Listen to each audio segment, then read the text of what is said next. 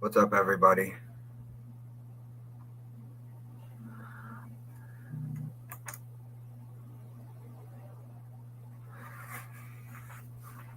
Hold on, I'm trying to fix something.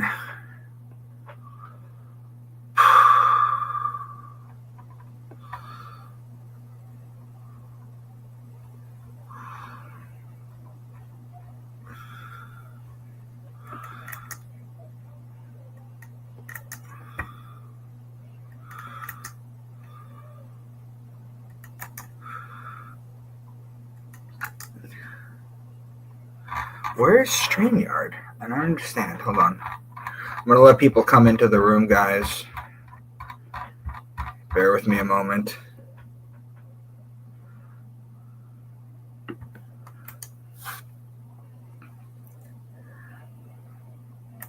Oh, that's why. Okay.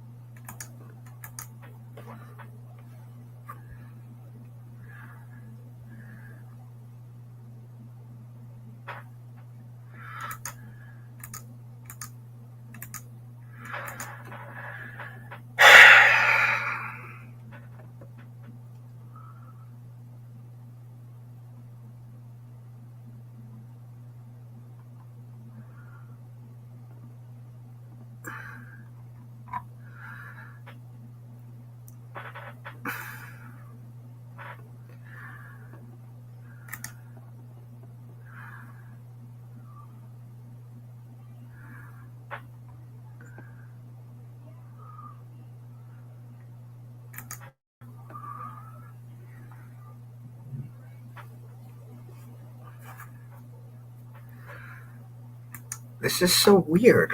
I did this already.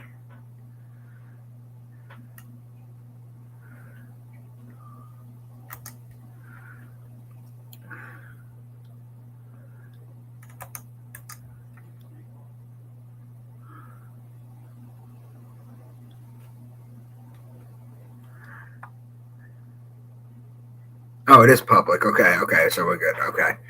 Okay, good. So, where are you all? What's up, everybody? Who's here? I'm Hurt and Linda. What's up?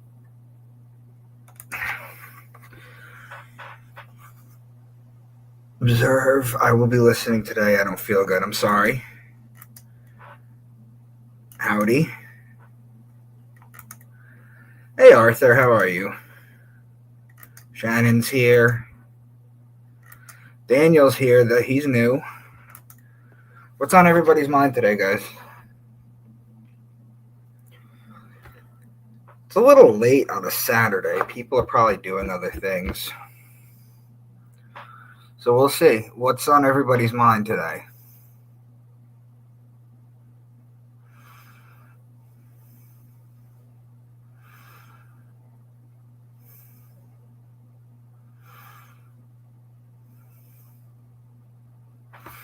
Bobby's here.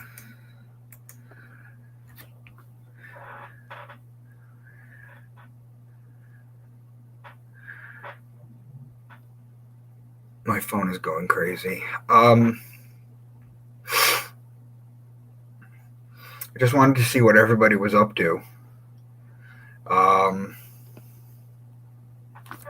David's here. David's new. Come on, guys. What's new? What are we talking about tonight?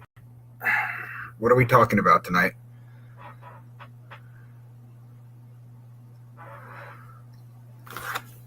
Checking the comments. Heard John Lamb Lash declare that he doesn't accept astrotheology. Well, he's an idiot. Why do people think we are in a simulation? Have you... Where's my book? I have a book, The Simulation Hypothesis. Then there's Michael Talbot's book. Where is it? Hold on. I can't remember the name of the title. Michael Talbot wrote... Joseph, what's up, man?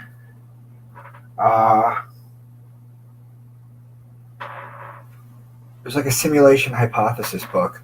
Basically because...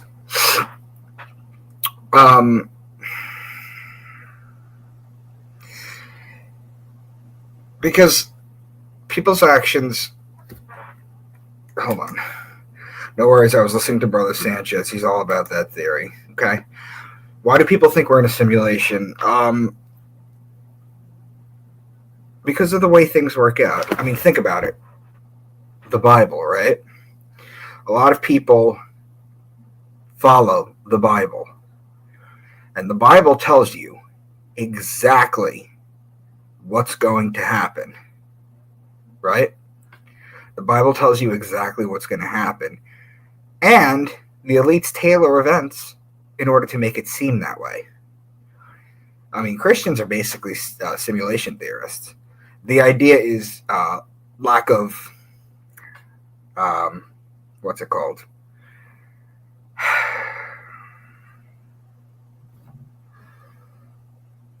What is it called? Lack of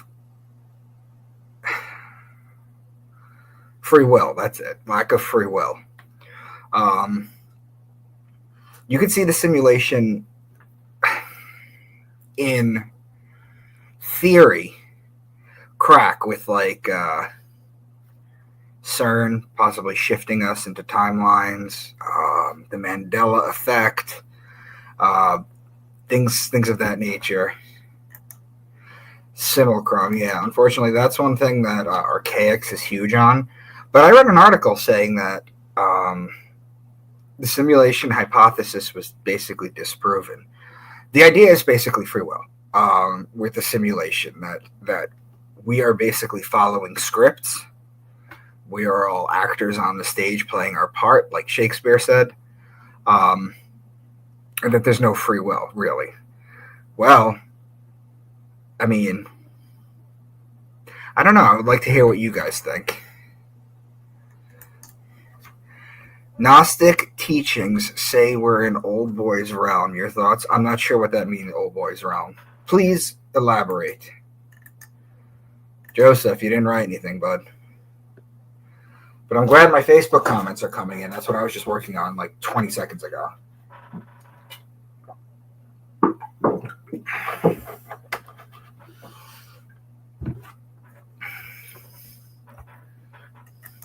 We are in a construct of contrast. They say, guys, people say, why do evil have to exist? If God were good, why wouldn't he stop evil? And then you're talking about free will again. But you guys have to understand something.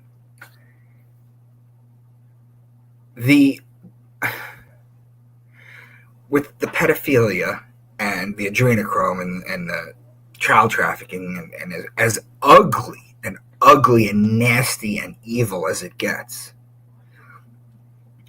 it can be that blissful and glorious, reflecting it on the other side. As bad as it is as good as it is too. And everything equals out to zero. As bad as it gets is as good as it gets too. Without one, this has nothing to reflect over. Think about it in the stories of the Bible. Ready? Or the stories that basically God created the angels, and they were basically blowing trumpets and singing his praise all day. And what did he do? He got bored. He created someone that could choose to follow him or not. Free will. That's why a lot of entities come here, guys. It's for two reasons. Number one, the way Earth is situated in the cosmos is it's very, very close to a wormhole that leads you here from far, far away. Think about it like you live off of a major street, or your house is like 2 blocks off of the freeway exit. You know what I mean? It's very convenient to get here. And Earth is a free will zone. There are places in the cosmos where there is no free will zone. So that's why people come here, and that's why the bad takes it. The bad continues to take it. But you guys have to understand is that as bad as it gets is as good as it gets too. Right and wrong are words. It's actions that count. Well, it's more than that. Places you can't go. It's karma too. See, the world is ruled. The universe is ruled by mathematics. That's its left brain creation. Mathematics rules everything. 1 is 1 is 1 is 1 is 1 wherever you go. And karma is the right brain that sets it in place. It's more than just actions, it's intentions. So let me put it to you this way. You guys get an evil thought in your head, right? And then you choose to perseverate on it, and then you feel miserable about it. Well, let me ask you a question. The evil thought went into your head, and now you're reacting to that thought. So is that evil thought from within you? Or is your brain just basically an antenna that logs in to the Akashic Records or to the universe? See, that's what it is. Is souls are basically given choices. Like, we'll put a thought in your head, and this can consume your life. Or you could just get rid of it. Can I give you guys an example of what I do? When I get a really evil thought or a bad thought or something that I don't want to think about, what I literally do, and try this, please try this. What I literally do, because I struggled for years and years and years with depression, anxiety, bipolar, all that stuff. And now I don't have that problem at all anymore. And let me explain to you what I basically do. What I do is when I get that bad thought or that evil thought, and it's like, oh, I really didn't want that to come into my head. What I do is I picture writing that thought down on a piece of paper in my head. Then I crumple up the piece of paper and I throw it in a fire. And I watch it burn up and I say, I do not want this thought. And you know what?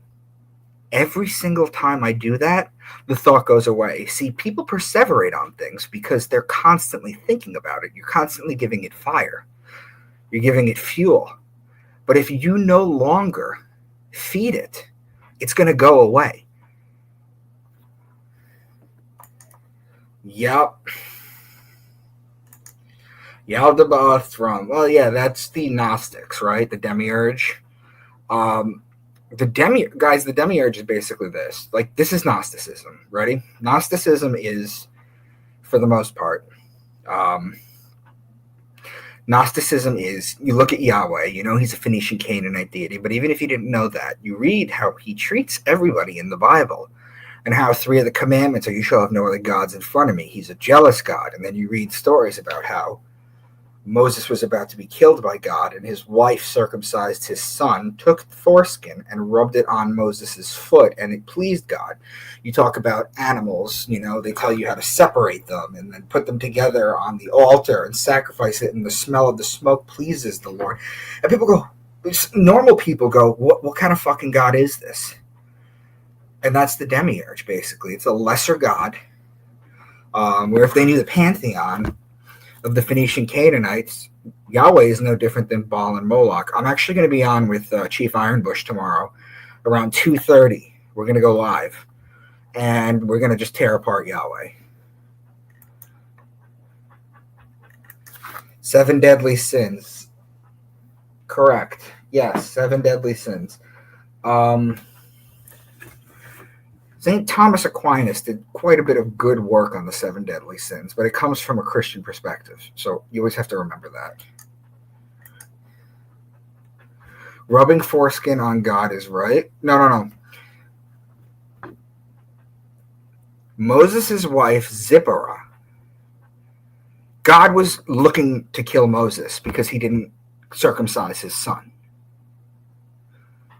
So, and this is Exodus 4 something. Exodus 4. So just open up to Exodus 4 and continue to read.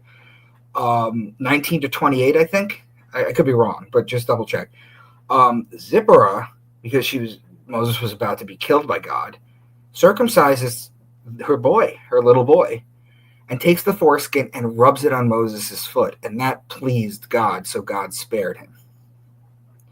There are stories in the Bible. You're talking about the demiurge. You're talking about this is not a kind, loving God. And the Christians would like to argue, oh my God, the demiurge, the Gnostics, the God of the Old Testament is the God of the New Testament. No, the fuck it's not.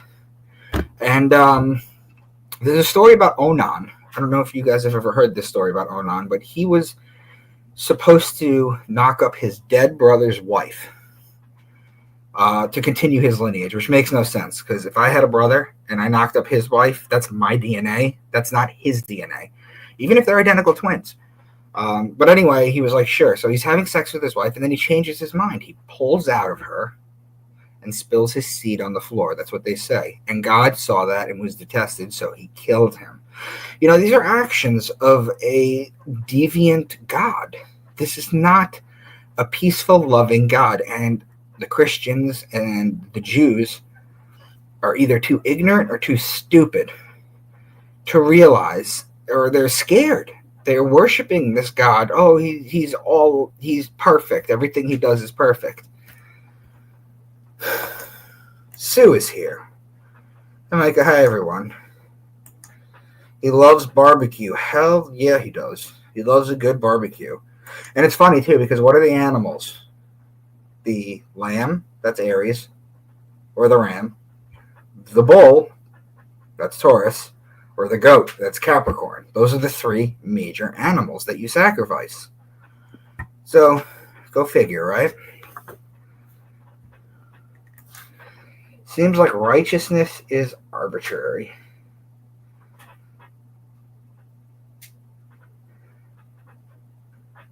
Yeah. Yeah, there's a...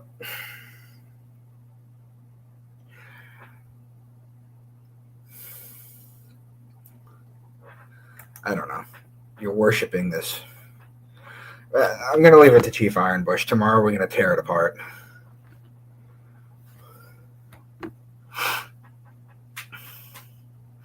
Is there anyone here? I see new people here. Is there anyone here that has read my book series already?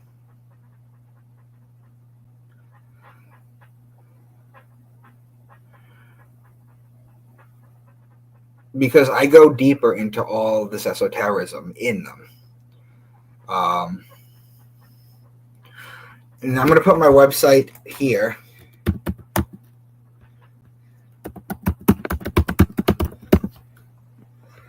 If you guys want to go check out all my work. Hebrew translation of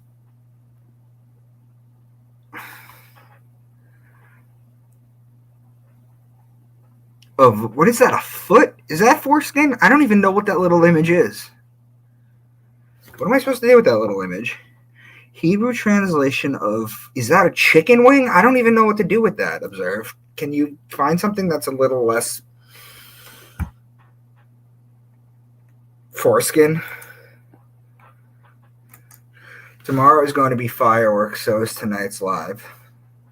Thank you, David. David is new here, and I recently saw him somewhere. I saw the name somewhere. I can't remember where. Joseph. What's up, Joseph? I didn't know there was a book, Yahweh, until my ex had it. Ew. Was it just called Yahweh? Yahweh was part of the Phoenician Canaanite culture. So was Baal. So was Moloch.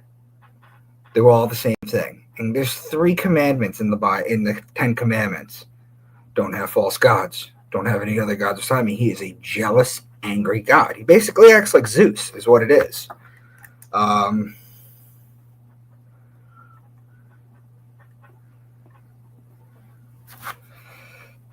So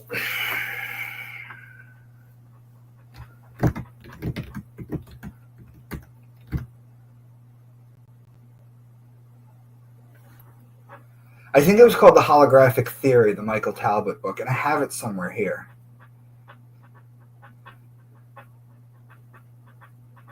And I can't seem to see it. I have so many books that I want to read.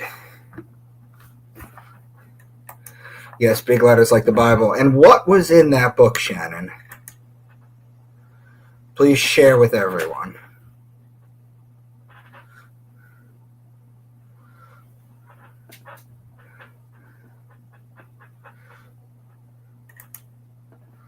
No, that's not it.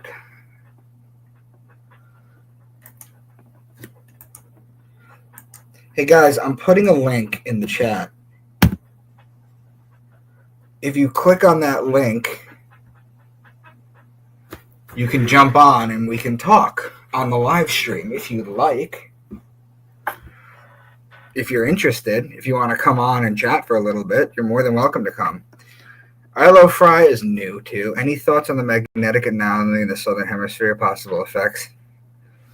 I don't really look into the Schumann resonance or solar flares or any sort of thing like that, to be honest with you. Pole shifting, I don't really, because it's doomsday porn to me, to be honest with you.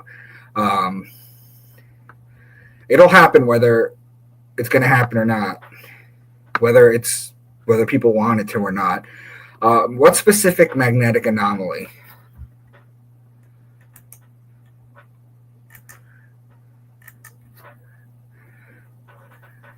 Can't work on the Sabbath, so he has to call Friday, Saturday.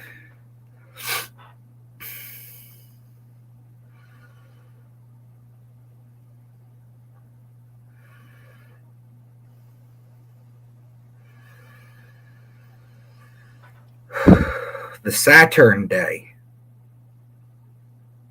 or the Sunday, as the Christians call it. His favorite verse was jealous God, of course.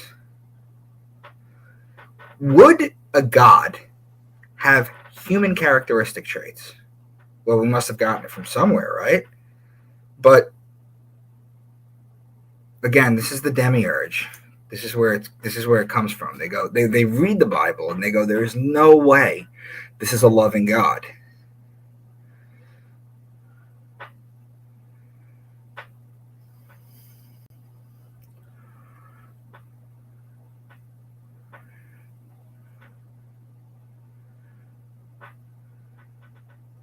If you guys are interested, I have audiobooks too. If you're too busy to read, I had audiobooks created of my book series.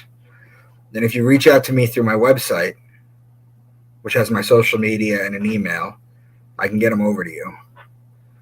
And at some point, I am going to go through the information in them and have conversations about it.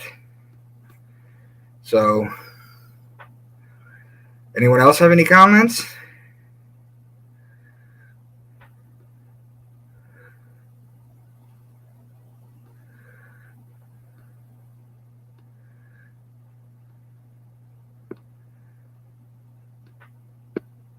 No? You guys are usually talkative. Well, it is late, and it is the weekend before Thanksgiving. So I do understand. Apparently unusually large, it has been in the news lately. I'm not really sure. He used it to justify his obsessive, jealous behavior. It's just incredible to me that Christians venerate Yod-Heh Vav-Heh. Although I want to show you guys something really, really interesting. And I gotta find it. Hold on.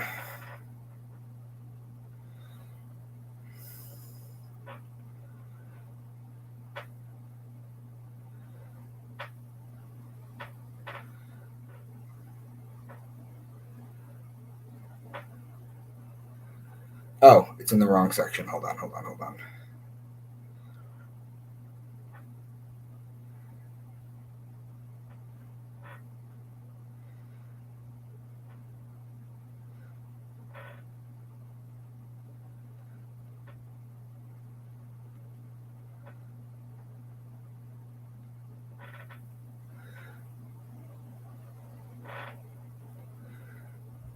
Let me see if I can show you this because it's kind of interesting.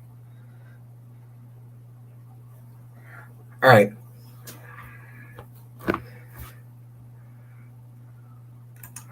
When you compile your findings on astrotheology in a nonfiction book, I'll happily buy it and support your work. I appreciate that, Vlade, but I'm never going to do that, and I'm going to tell you why. Because I don't speak to religious people. Religious people have their minds made up. They don't want to talk to me. I don't speak to atheists because they're dumber than the religious people, to be honest with you. The way that you wake people up, and I'm talking about people who have no clue, is through fiction.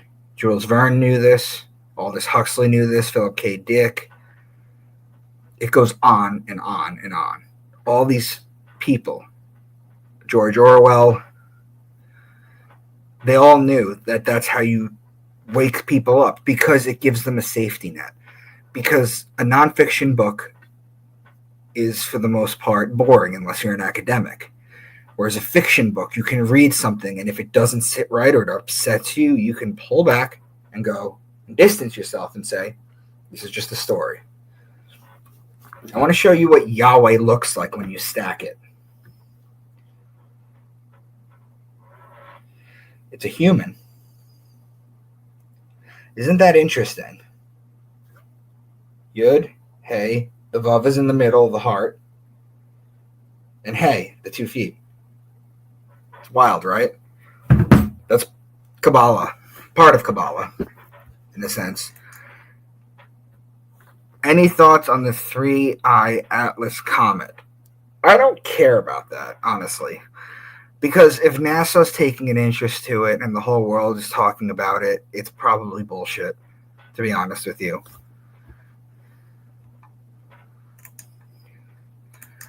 Why can't you do both? People like options.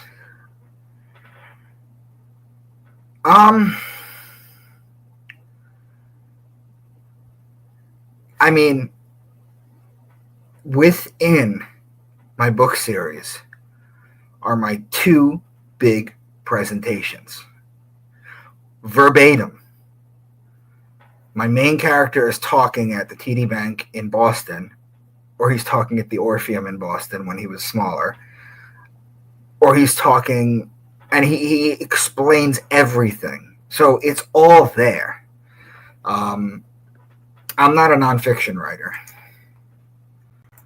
Okay, what is your thought on the Yahweh and Yeshua versus Yahuwah and Yahushua name debate? Are these any of their true names? Yod-Heh Vav-Heh is Yahweh. Kabbalah still venerates Yahweh. That's why I just showed you Yahweh stacked was a human. They say that the Kabbalah also says that Yahweh is, you're saying the name of God with every breath. So it's Yod-Heh Vav-Heh. That's what it is. So you're saying God's name with every breath. That's what Kabbalah teaches. Now, Yeshua, you have to understand Yeshua. First of all, in the Bible, when they're announcing him, they say he shall be called Emmanuel, not Yeshua. Yeshua. So follow me this real quick. In Hebrew, there's no J.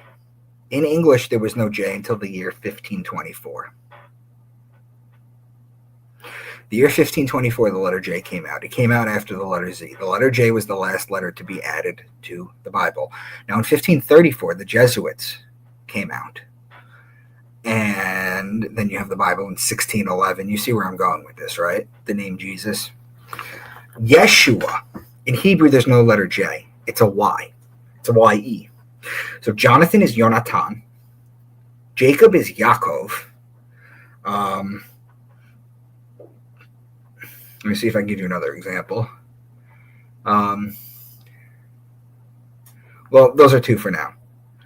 So Yeshua, if you replace the Y-E and put the J, the name for Yeshua is not actually Jesus. It's Joshua. And is that not also in the Bible too? Whoa. David says, whoa. I'm not really sure what that's for. Presenting your work only as fiction gives you plausible deniability. If you want to be respected for your scholarship, you need to cite your evidence. I'm not a scholar. I'm not an academic.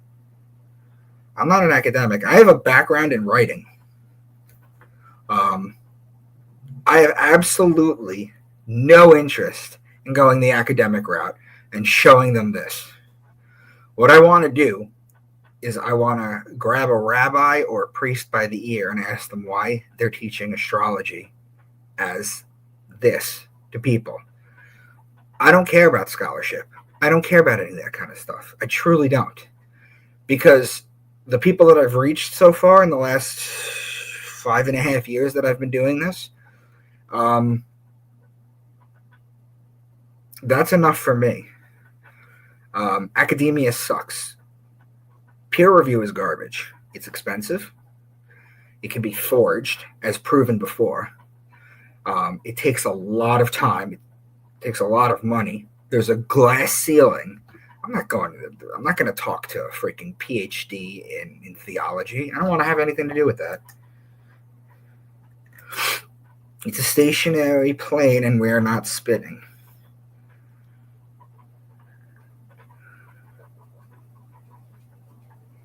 I'm leaning towards that too. Interesting Yahweh image. I'm playing catch up on my religious edge. You have an advantage. Well, if you go to my website, I can help you out. Just start going through my videos. Scroll up. You have my website. But yeah, I have no interest in citing scholars, and I don't want to talk to them. I want to talk to freaking influencers and people who want to see this presentation and then read a book series that goes into 70 different esoterics and teaches them in a fun way that's easily digestible for brand new people.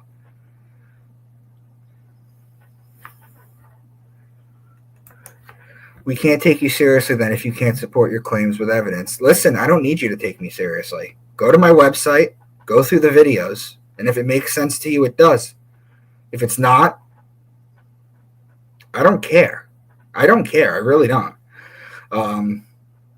If you can't take me seriously based off of the information that I've already shared, then you probably never will. And that's really on you. This is for some people. Some people get it, some people don't. But if it's not presented in the way that you want, I don't know what to tell you. Woe to when you stack the letters. It's the human body. Don't plant your seeds in spring. That's actually exactly when you're supposed to plant during Taurus. That's April showers bring May flowers. You've heard that? That's Taurus. That's when you do it.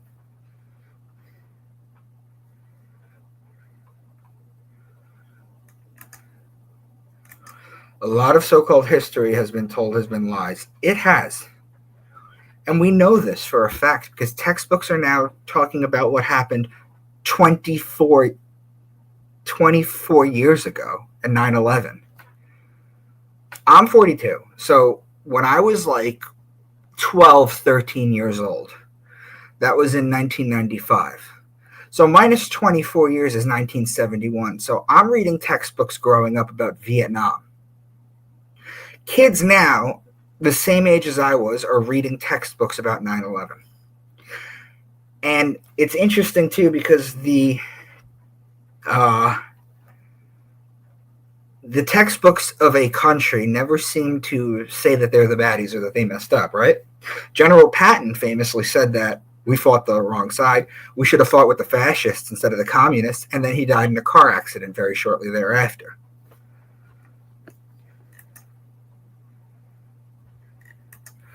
I find your work fascinating, but I want you to be able to pin you down on your beliefs and claims. Have you seen my... Hold on. Give me one sec.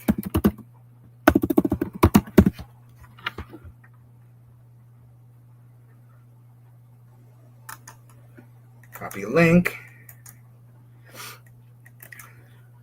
Vlade, if you want to take up my work and put it under a microscope, here are my claims. In this one video, I made one video. It is 90 minutes long. That I broke down 13 years of research, countless and endless scrolls and texts and tablets, all on my website. But if you watch that one video, that's my thesis, that's my claim. Go and debunk it. My website is debunkmywork.com for a reason, because it does make its way to religious sections, and more often than not, it ends up freaking people out.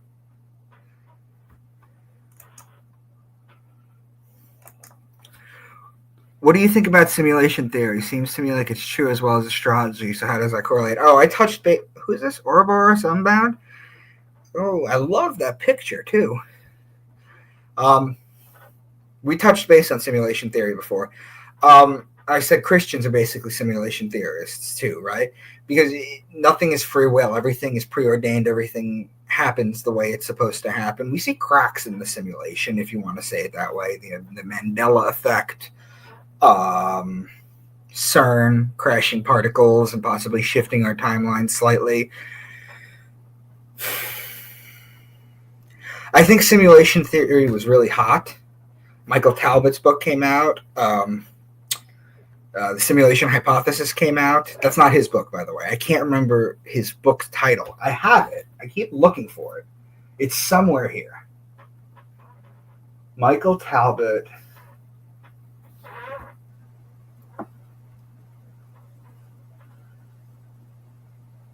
I'm just going to Google it. Hold on.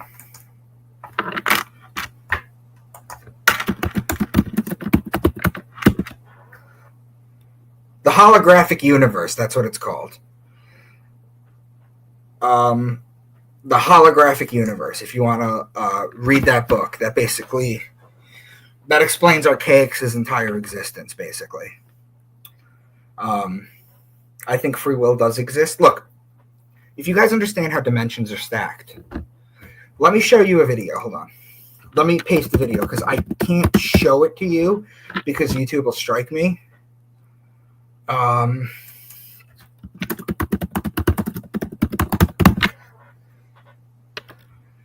gonna break it down the easiest way that I can because that's what I really pride myself in doing. I pride myself in explaining things very easily, complicated things very easily. Okay, guys. So this little link that I put in the comments field right now, okay, explains the 11 dimensions or the 10 dimensions, and then it's stuck at the 11th. Time being one of them.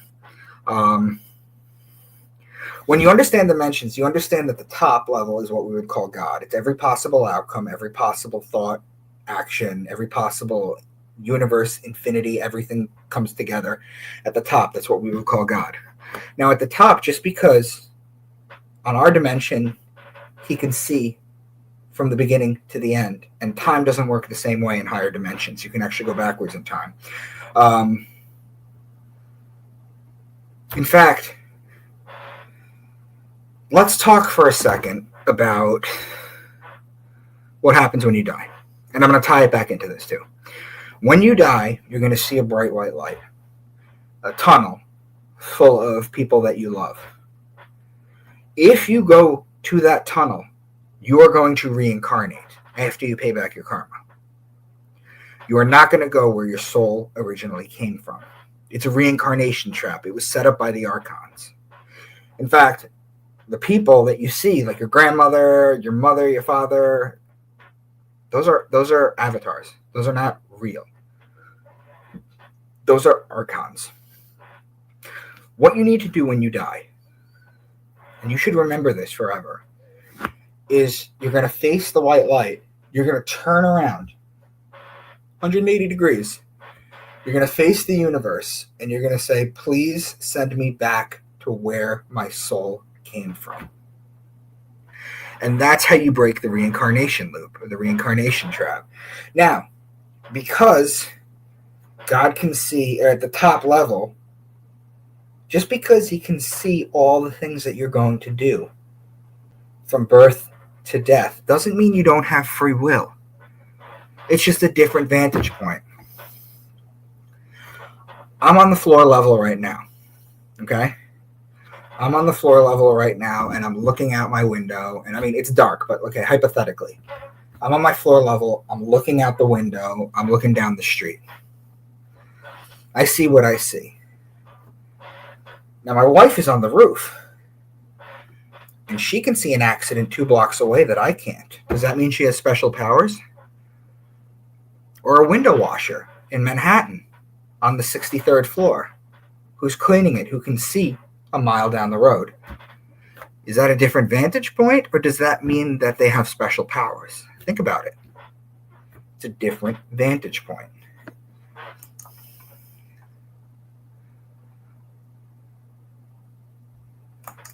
I find you refreshing for a newbie. Well, Gareth, go to my website, reach out to me on social media. Let's start talking. I would love to help you on your journey through the benefit of my trial and error. I mean, I'm by no means a guru, but through trial and error, I may be able to help you skip some of the dead ends that you might run into as a newbie. But I would suggest watching that video that I sent. Your standard presentation is great for us secular types. Really help to connect the dots. Don't change a thing. Thank you. I mean, look, I'm going to do what I'm comfortable with. I'm not an academic. I'm not an academic. I don't even have a master's degree.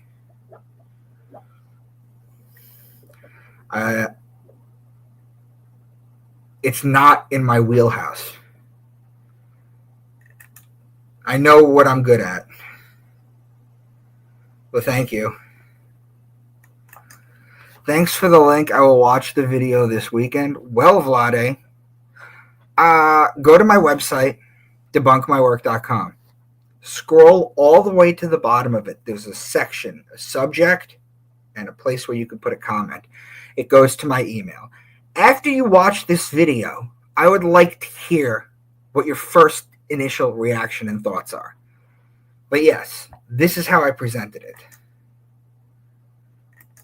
Even though we live in a duality, we've only been presented with his story. We need her story also. This is my biggest problem with the Jews.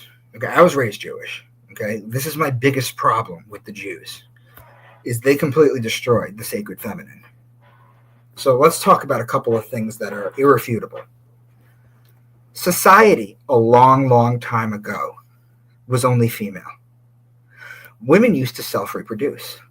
Now, if you don't believe me, you can Google some articles showing that nowadays scientists have managed to turn bone marrow cells into spermatozoa. Women used to do this naturally, but because they were XX chromosomes and they self-replicated, they can only make women. Men were added to the mix, and now the Y chromosome is disappearing. Everything used to be, a long, long time ago, the divine feminine, everything used to be like Wonder Woman. with the city with just nothing but women.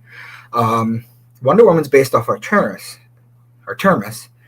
and so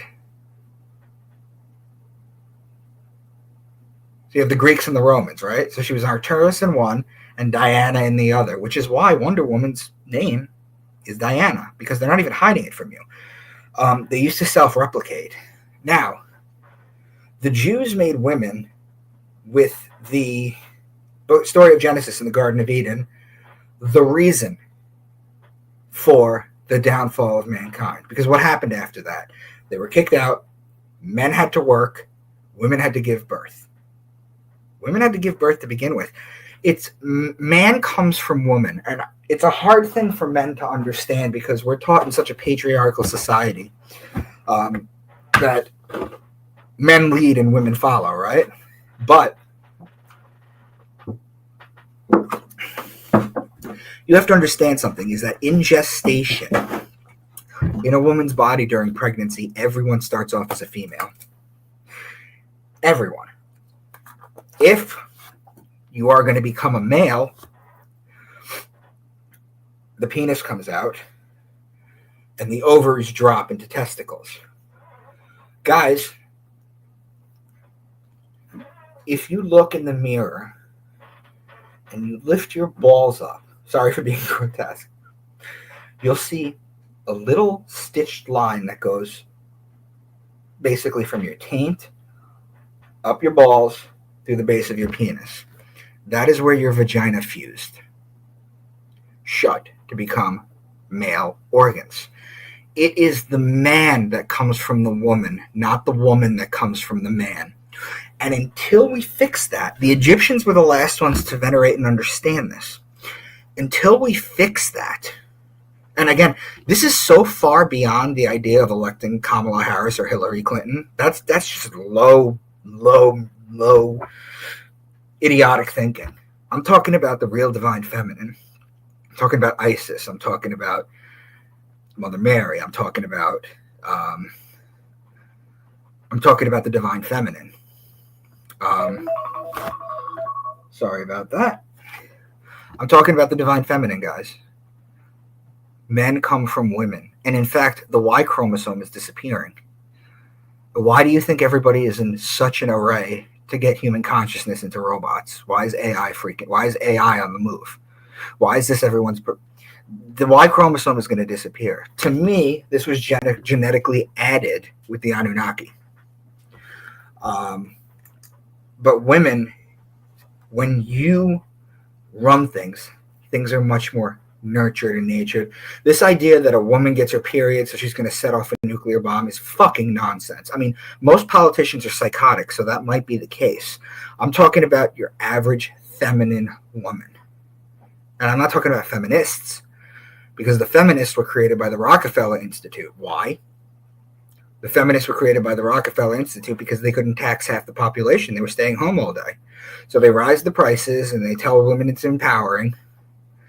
But as a man with a family right now, let me tell you something. Nothing is better than a family. Nothing. There is literally nothing better than a family. But yes, countless examples. And you can look at that. And it's not the first time that an ancient topic is coming back to light with the sperm cells in the bone marrow. String theory, for example. These physicists are circle jerking because they keep working on the string theory. Meanwhile, Hermes, the third Hermetic principle, is everything vibrates, nothing rests. 6,000 years later, they made a complete circle, 360, and now they're acting like they found something out. We have ancient wisdom. The works are there, to be honest with you. So, men, take it down a notch, because women are what we actually need to have a nurturing existence in that sense. Like I said, we all start off as women. Women are XX. Men need an X chromosome to exist. Women don't need a Y. In fact,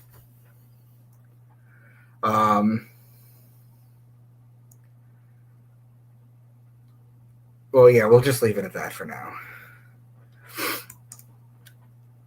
So, this is what it is. We need her story also. So, observe. Okay. I feel when someone is tapped in, when someone goes within, that's when your work is seen as worthy. Well, thank you. I appreciate it. Look, I'll show this work to two different people. One person won't get it. The other person will get it. It's all where you are on your journey. But what I tried to do with that one video that I sent Vlade and all you guys is it's one astrotheology video from start to finish. Watch that video. Go to my website. Watch things. I have the books there too, the links. Buy the books. The books are $15. You want to go to a bar and spend $15? You want to get 3 beers or you want to have your mind blown? That's basically the choice that you have with this. Are you ready to ascend? Are you ready to wake up to a lot of things? Because I drop a lot of truths in there. Another thing about nonfiction books is you can't say the kind of shit that I say in fiction books and nonfiction books. You can't, because everyone wants a source, right? Source, give me a source. Where's the source? And then everyone bitches and moans and discusses which source is good, which source is bad. It's garbage.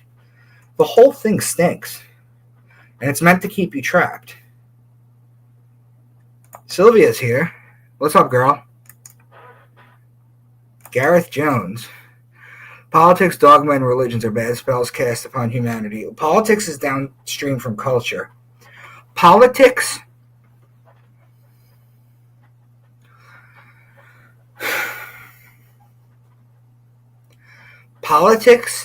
is a wrestling storyline. It's a WWE storyline for fat, ugly people.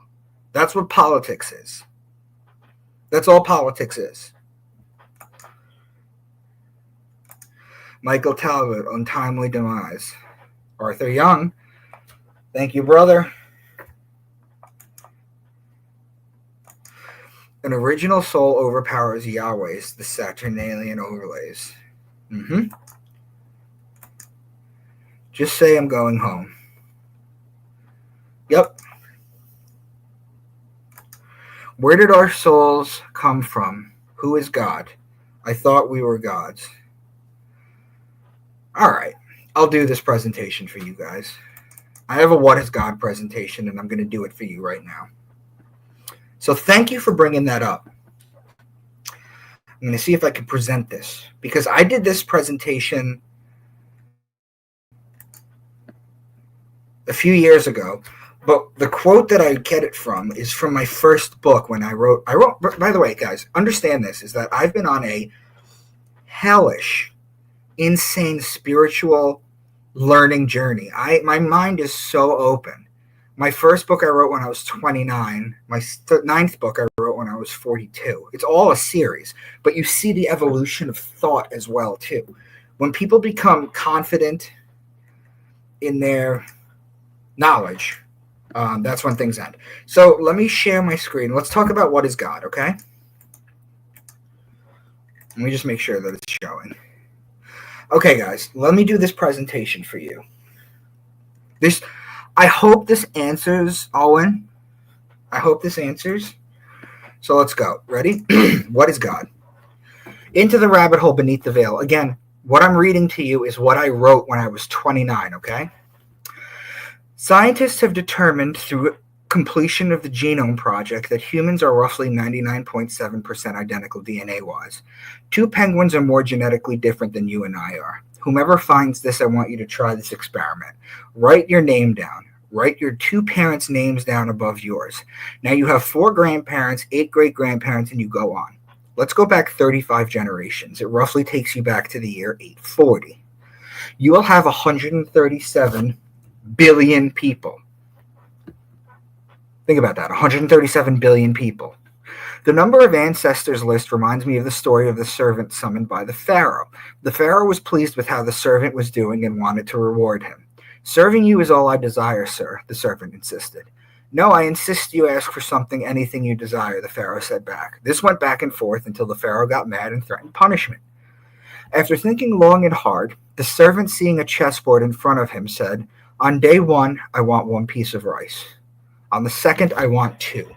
Each day, you will double the previous days until this chessboard is complete. Just for the record, guys, the chessboard has 64 pieces on it, or 64 squares. I will place a grain on each square representing each day completed. The first day, the pharaoh sent his finest servant in a parade with a golden pouch to deliver the grain. The amount grew exponentially, and halfway through the board, there was no more grain in the land. The pharaoh summoned the servant back. "Your Highness, all I ever wanted to do was serve you," replied the servant. The servant, although now the wealthiest man in all the land, had retained his hubris. It was there that the pharaoh learned not to question humility or assume that giving material gifts as tokens of appreciation were all that mattered.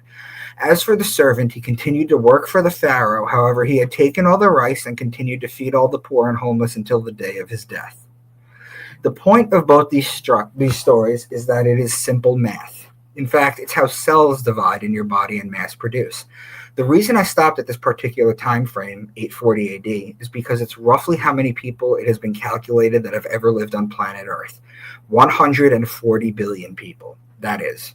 Even if we take the Bible literally, we still need to, and again, I'm taking the Bible as literal as possible right now, we still need to get to October 23rd, 4004 BC. We're in a bit of a pickle here. There needs to be a way to bridge the gap, and that is where the pedigree collapse theory comes in.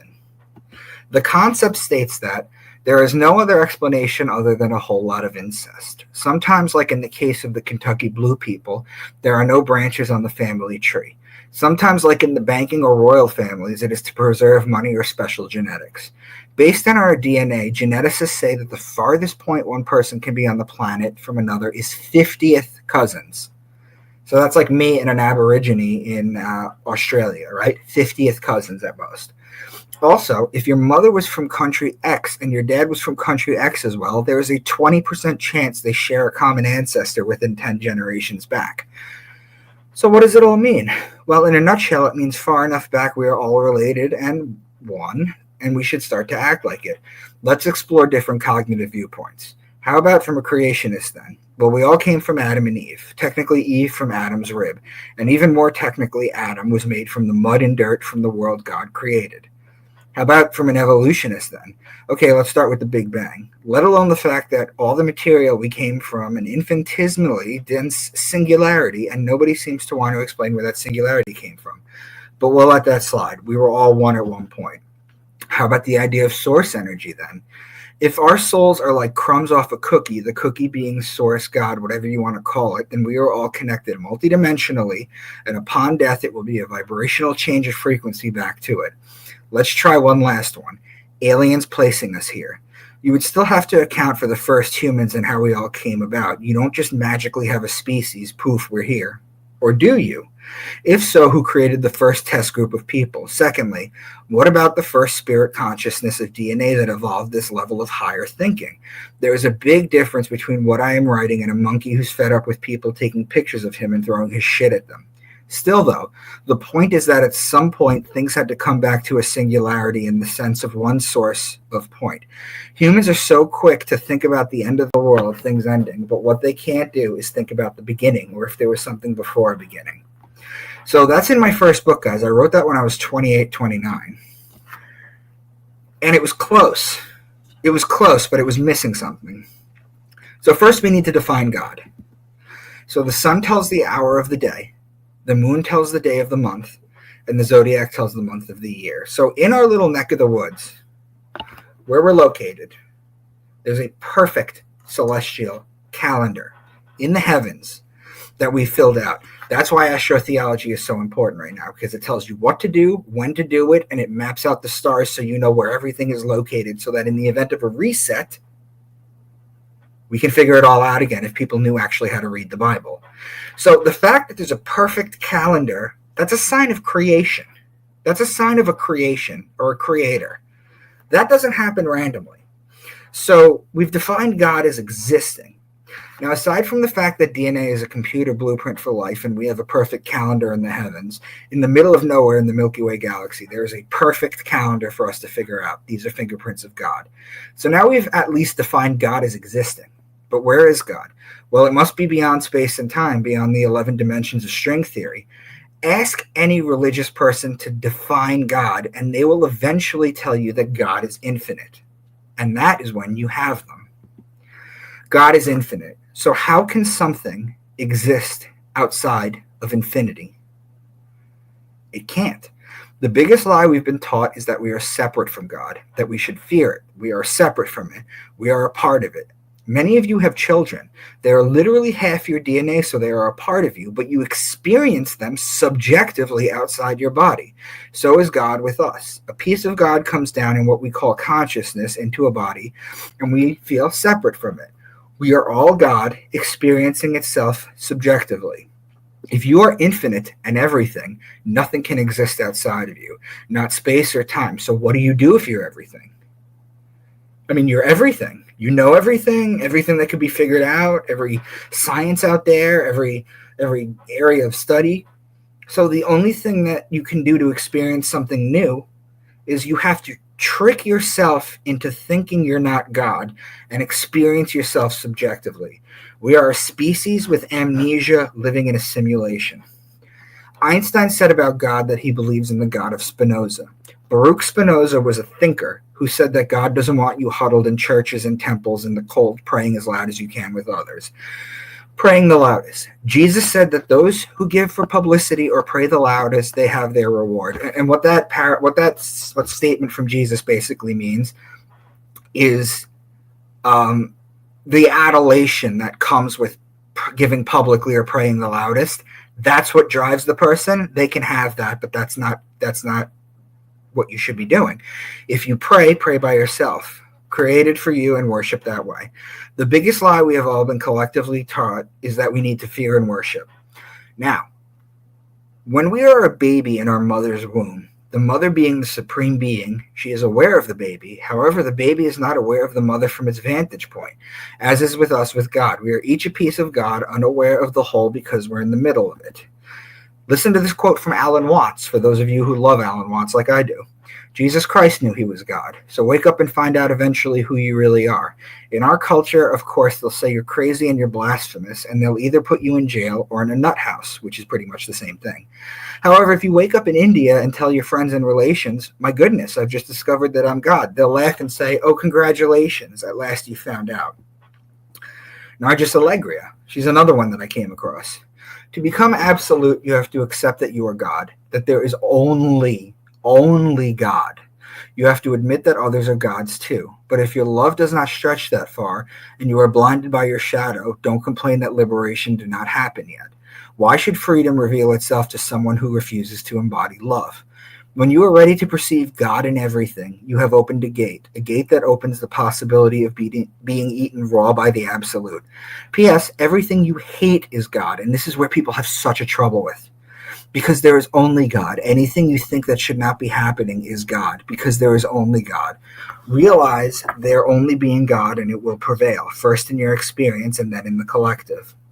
Isaiah 45:7, I form the light and create darkness. I make peace and create evil. I, the Lord, do all these things. Everything in existence is part of God. The good, the bad, all of it. An empty cigarette pack.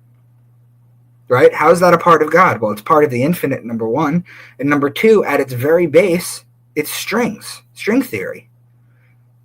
Everything vibrates. And the way the strings vibrate and twist and do all this stuff, give it its properties, its color, its taste, it's everything.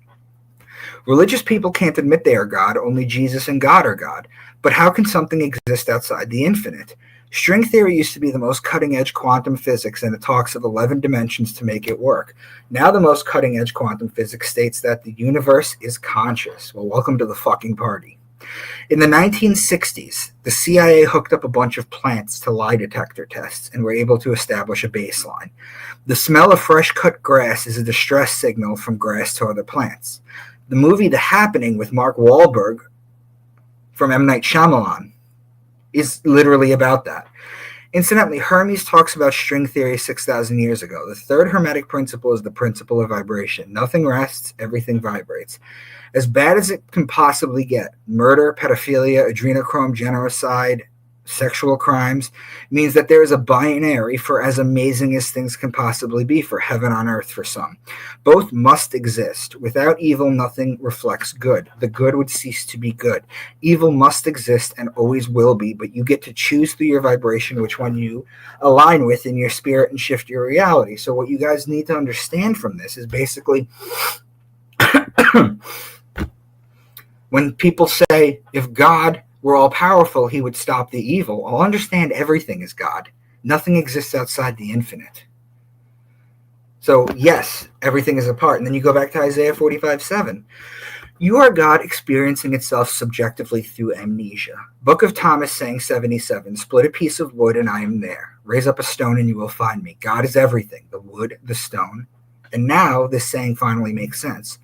In the Quran, 532, this is why we decreed for the children of Israel that whoever kills a soul without it being guilty of manslaughter or corruption on the earth is as though he has killed all mankind.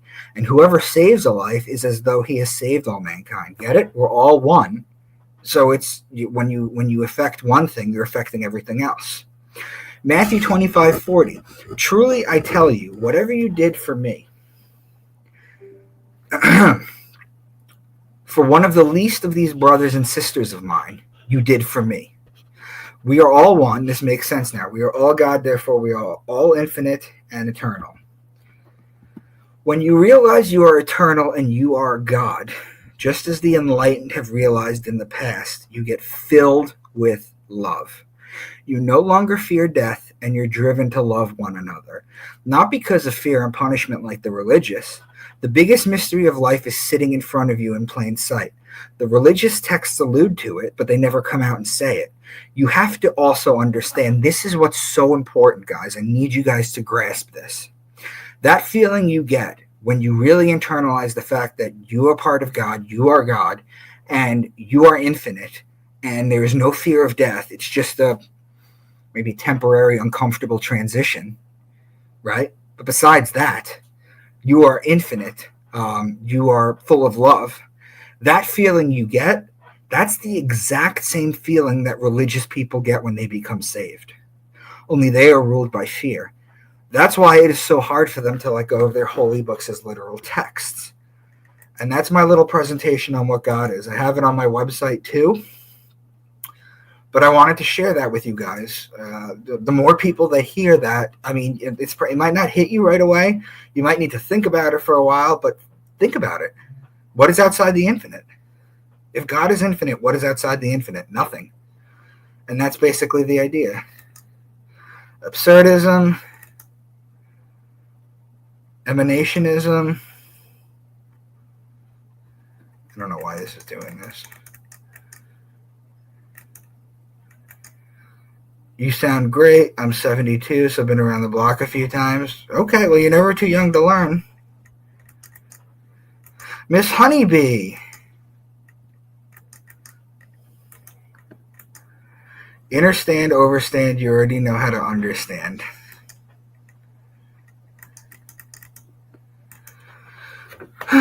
Also, how do I tell a Christian person their book is actually all astrology and not a historical thing without triggering them? Every time I mention it, they get all angry. Give them my website. Send them that video. I don't know. You can't make someone wake up. You can't. People are on their own journey.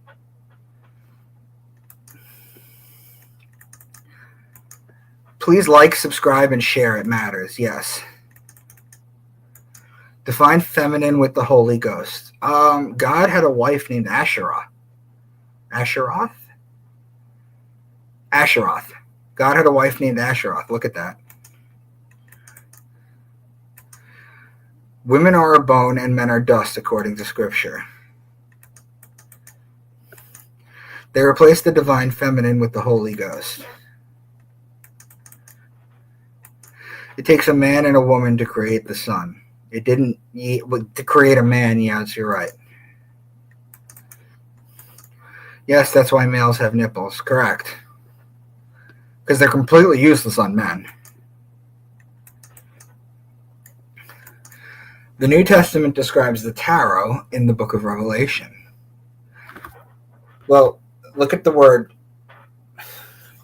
I don't have a pen right now. tarot, Tarotora, tarot, Torah. How many cards do you pull with the tarot? 5. How many books are in the Pentateuch?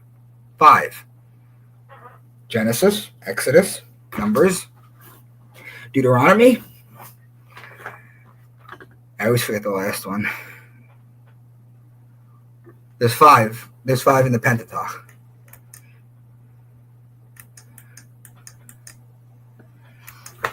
Sure, this is why most miscarriages are boys, since the transformation is more taxing on the male body. I didn't know that was the case. That makes sense. There's another thing about miscarriages. You're talking about Rh negative blood. So let me talk about that real quick as far as miscarriages go. You have a couple sometimes, and they try to have kids, and then she has miscarriage after miscarriage, and then they break up because they blame each other for it. When a lot of the times they go there, they don't test the male blood type. You see, if you have an Rh negative mother and an Rh positive father, the mother's body will reject the baby. She'll think it's a foreign invader. Women are given something called Rogam. It's a shot that can really fuck them up too, in order to have them allowed to carry the baby to gestation. But yeah, sometimes an Rh positive and an Rh negative get together, but they never test the man for his blood type when they do this, and they should.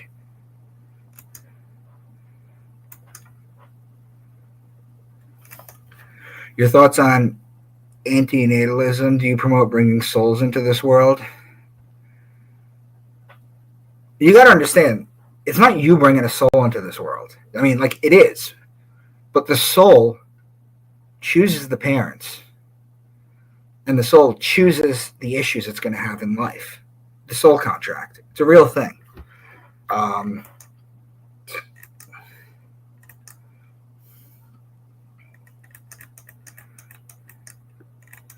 Great stuff. Thanks, Tim.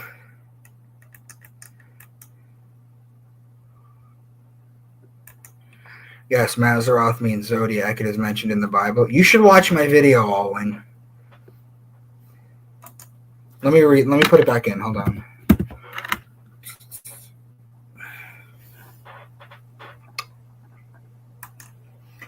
Everybody watch this video in the next few days. This is my case for it. Same entity, different name. Like the streets are the same, only the names change, right? Were Hermes and Thoth the same figure, or was Hermes taught by Thoth? Hermes, they are not the same. I did a interview with a cult priestess where I asked her the same question, and we went into this in depth. The Emerald Tablets of Thoth is a forgery. Hermes is the original wisdom.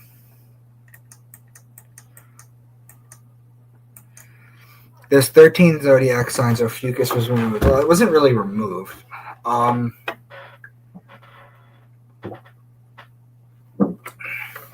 You can't think of it like it's removed. You have tropical astrology. Right there.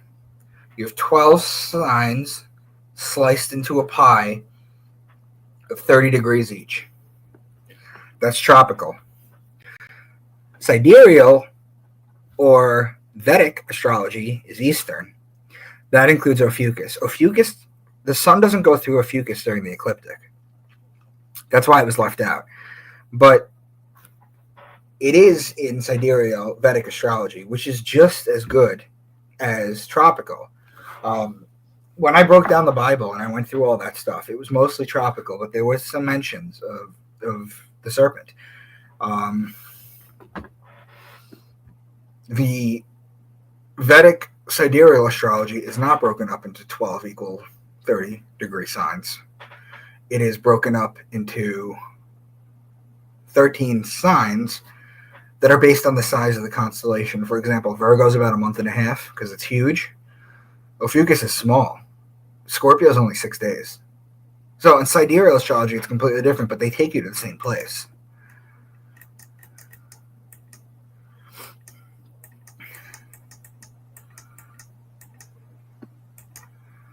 Mike, is your wife also Jewish? No. I don't consider myself Jewish anymore. I've ran so far away from that. And plus, it's not a mutable characteristic. It's not a mutable characteristic. What you believe doesn't define you physically on Earth. Height, hair color, just tangible assets, things on you, things about you, in that sense. That can be defined, but you're not magically this or magically that. You may believe in something, but it doesn't stick to you. Much love, Micah. Thank you, Miss Honeybee.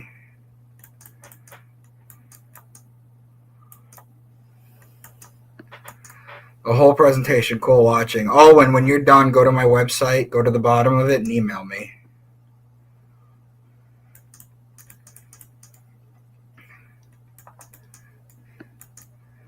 Mr. Dankman, hi, I'm looking forward to tomorrow. I am too. It's going to be fun.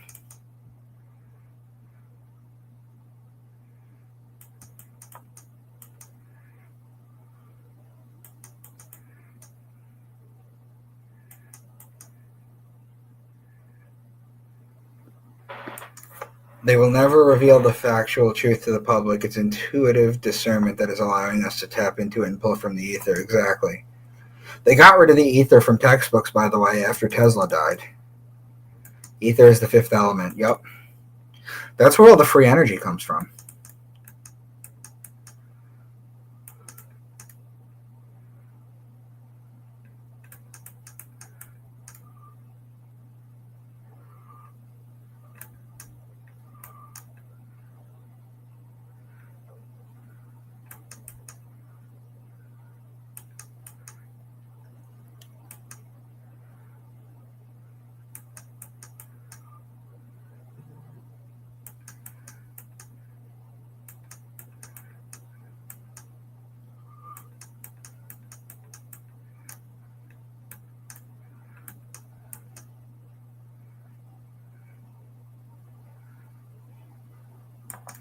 Remember, the God in the Old Testament tells Jacob to meet him in Peniel, or Peniel, Peniel, not Pineal. They just switched two letters, but it means the same thing. Genesis 32:30, I think.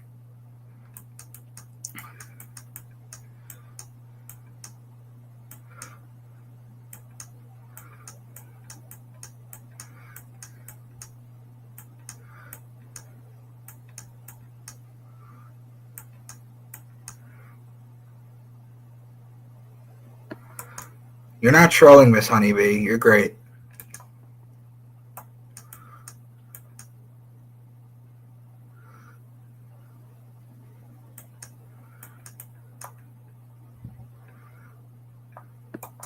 Not long ago, before a couple could get married, they had to pass a blood test. I've heard that. But guess what? Not anymore. Certainly not since I've been on this earth. Are you back on Long Island? No, I'll be back in a few months probably.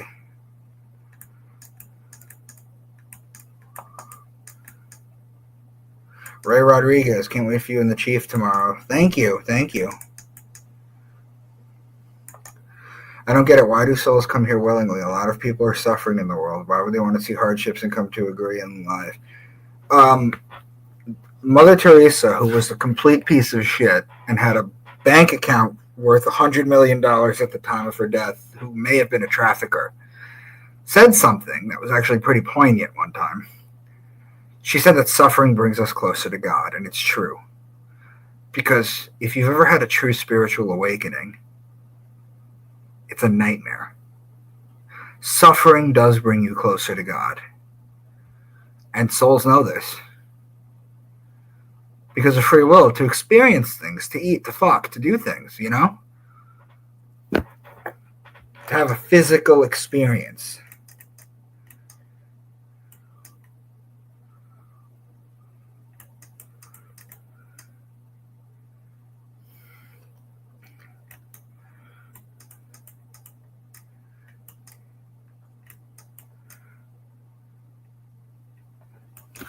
Emerald Tablets of Thoth is a forgery. Emerald Tablet is the alchemical text attributed to Hermes. Correct. There was only one tablet. Multiple tablets is a forgery. In my opinion, anyone that is down for the Talmud is a monster. I agree. Do you add your website links in the description? Go to my website, debunkmywork.com. Just pull it up in a separate browser.